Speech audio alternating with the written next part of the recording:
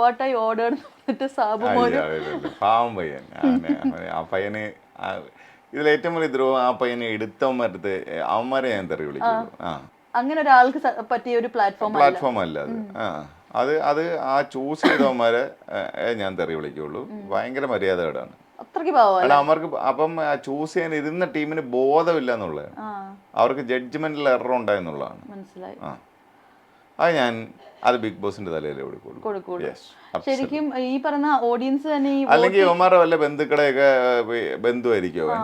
അല്ലാതെ സാവമാനെ അതിനകത്ത് എടുത്തോണ്ട് വന്നതിന്റെ ഇതെനിക്ക് മനസ്സിലായില്ല.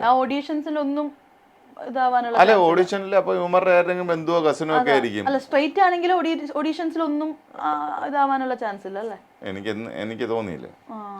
അവന്മാരുടെ എന്തെങ്കിലും കസിനോ ഫ്രണ്ടോ അങ്ങനെയൊക്കെ ആയിരിക്കും. അത് തന്നെ അവനൊന്നിലും ഇല്ല. അപ്പം വേറൊരു സ്ട്രാറ്റജി ഉണ്ട്.